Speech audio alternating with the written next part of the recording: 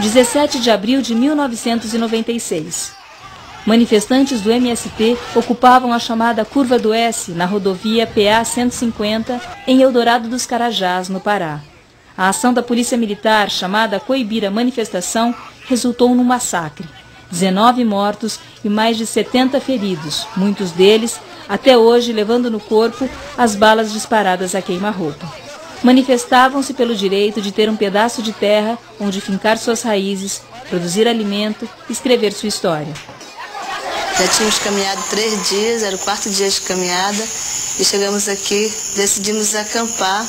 Eles chegaram logo atirando, jogando bombas.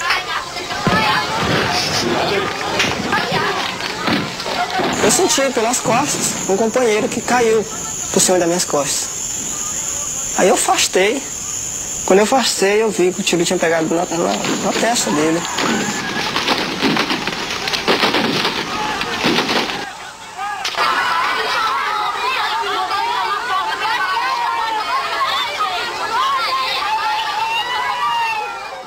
Tinha muitas pessoas atiradas, muitas pessoas, e as pessoas mortas que eles iam trazer.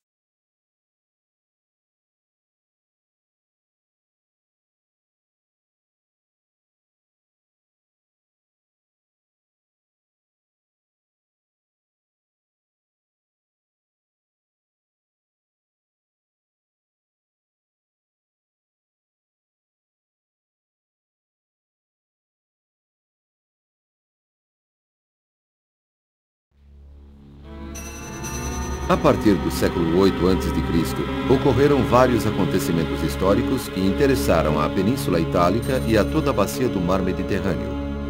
As colonizações fenícia e grega, a formação da civilização etrusca e o nascimento de Roma.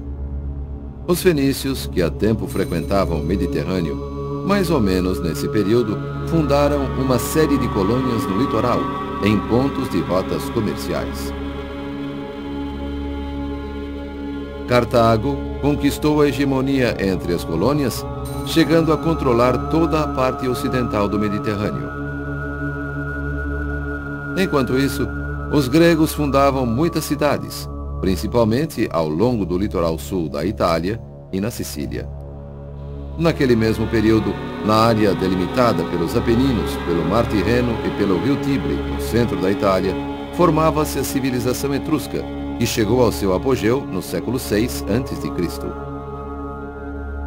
Os etruscos estenderam sua dominação para o norte e para o sul, partilhando com os cartagineses a esfera de influência do mar Mediterrâneo. No século V a.C., a potência etrusca foi redimensionada. No sul, os etruscos perderam a batalha naval de Cuma contra a frota de Siracusa, e se retiraram da campanha, deixando o caminho aberto para os povos osco-umbros, que pressionavam dos Apeninos em direção ao litoral. Ao norte, pressionados pelos celtas, os etruscos perderam o centro da planície paduana. Partindo da área entre os rios Reno e Danúbio, os celtas vinham buscando novos espaços. Ao mesmo tempo, no Lácio, iniciava-se a dominação de Roma sobre as comunidades latinas e sobre os etruscos.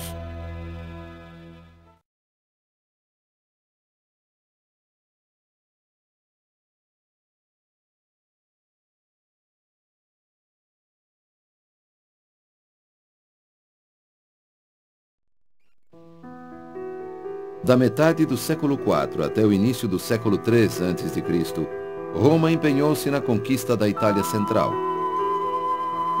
Concluídas as guerras contra os samnitas e sua confederação, Roma voltou-se para o sul da Itália e as cidades gregas que ali floresciam. Em seu expansionismo, Roma declarou guerra a Taranto e venceu. A partir daí, toda a Itália continental estava sob seu controle. Dessa forma, Roma entrava em concorrência direta com Cartago, a potência dominante do Mediterrâneo Ocidental. O conflito com Cartago ocupou toda a segunda metade do século III a.C. No final da Primeira Guerra Púnica, Roma havia conseguido o controle das ilhas da Sicília, Sardenha e Córcega. No final da Segunda Guerra, combatida em várias frentes, na Itália, na Espanha e na África, o poder de Cartago e sua esfera de influência já estavam dramaticamente reduzidos. Roma já havia se tornado uma potência hegemônica e sua expansão não encontrou mais obstáculos. Voltando-se também para o Oriente, durante todo o século II a.C., Roma seguiu crescendo e firmando seu imperialismo. Macedônia, Grécia, Ásia Menor e Espanha caíram sob seu domínio. Com a Terceira Guerra Púnica, Cartago foi definitivamente arrasada e seu território transformou-se numa província romana. Apesar dos graves conflitos sociais ocorridos no final do século II e das guerras civis que se desenrolaram no século I a.C., sinal da crise da República, a expansão de Roma prosseguiu tanto rumo ao Oriente quanto ao Ocidente. Quando César concluiu a conquista da Gália, o domínio romano estendia-se sobre um território extremamente amplo e sobre os povos mais diversos. Roma teria então de preservar suas fronteiras e criar meios necessários para governar tamanho território.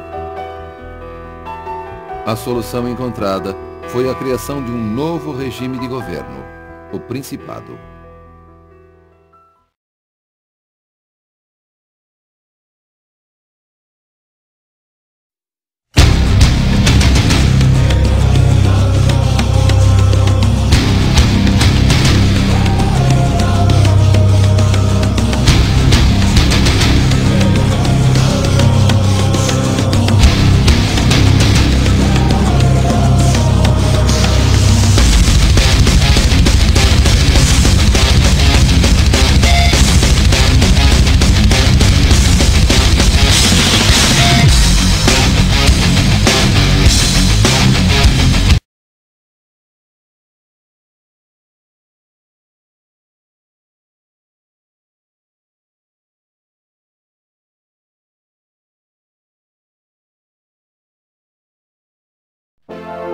O fim da ordem republicana e o nascimento do regime imperial não impediram a expansão romana.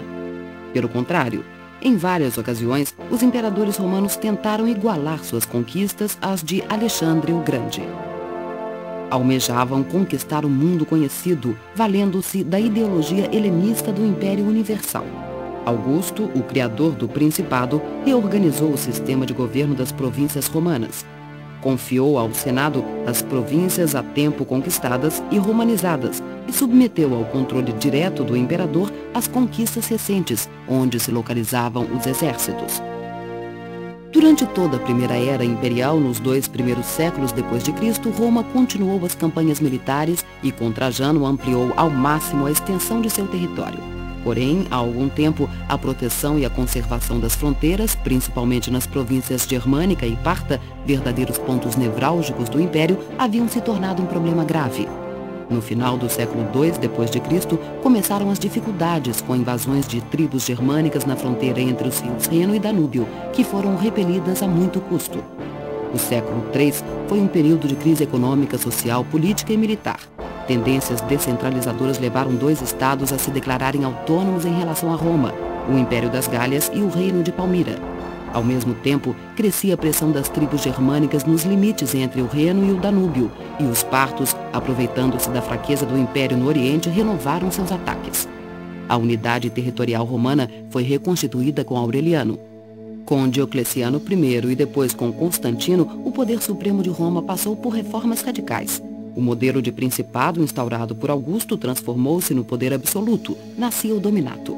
Uma máquina administrativa muito complexa foi montada pelo governo imperial. O território foi dividido em 4 grandes prefeituras, subdivididas em dioceses, que por sua vez se dividiam em unidades menores. Mas uma medida mais radical se tornou necessária no final do século IV, quando o Império foi dividido em 2 partes distintas e autônomas. O Império do Oriente, cuja história estendeu-se por mais 1000 anos, e o Império do Ocidente, que sobreviveu por menos tempo e em meados do século V foi substituído pelos reinos bárbaros.